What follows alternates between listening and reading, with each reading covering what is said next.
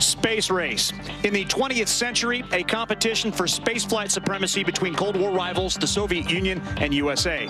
From the Apollo missions, which put man on the moon, effectively ending that race, to the space shuttle program and today's International Space Station, the hub of all NASA activities continues to be at Houston's Johnson Space Center.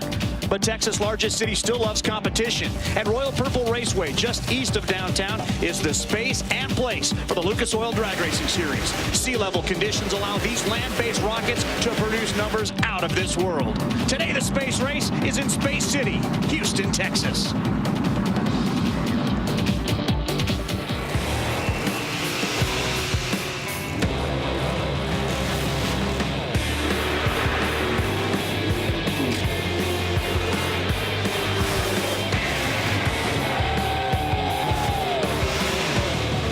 And just how much space does Royal Purple Raceway take up? How about 500+ acres, complete with a dirt track? But today, it's all about the sold-out show as the Mellow Yellow Series joins the Lucas Oil Series at the O'Reilly Auto Parts Spring Nationals, where the eating and the living is good here in Texas. No question about it. It has been a warm, sunny weekend here so far at Royal Purple Raceway. And after so many years, when the fans have come out here only to go home early or disappointed because of the weather, this weekend the weather has been nice and the fans responded, well, you saw from the sign, in droves. And I've had plenty of barbecue, trust me. Along with Alan Reinhardt, I'm Dave Reef. We're glad you could join us. It's been a very interesting year on the Lucas Oil Series, and who knows what's going to happen by the end of today. It's still wide open. With both champions retiring at the end of last season, an alcohol funny car and alcohol dragster, obviously we knew it was going to be wide open. We kind of figured by now somebody might be starting to take charge, but a lot of racing left to go, a lot of points still on the table, and oh, we've seen some just amazing competition. You know, the space race thing that plays in here, the coolest thing about that, our cars still accelerate faster than those things. 2 alcohol funny car.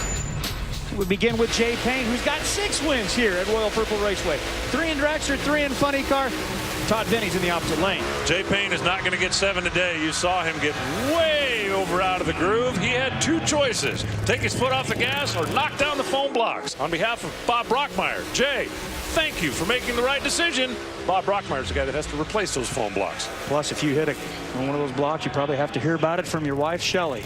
Good move there, Jay. Good move.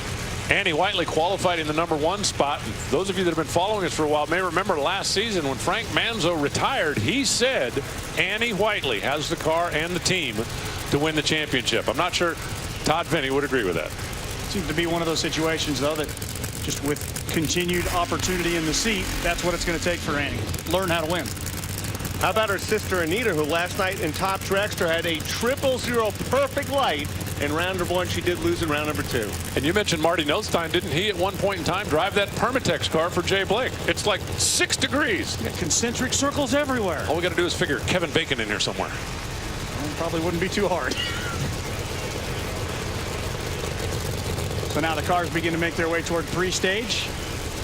Todd Vinny will bring the RPMs up. Todd Vinny, of course, his dad, Ken Vinny, was an early legend in the sport and one of the real pioneers in alcohol racing. Still plays with alcohol motors, but he's got 4 of them on one of those pulling tractors. Oh, red light. Good night, Todd. What were you thinking? That one, not even close. Now let's check the number for Annie Whiteley. 5:59.5. A great run for the Why Not team.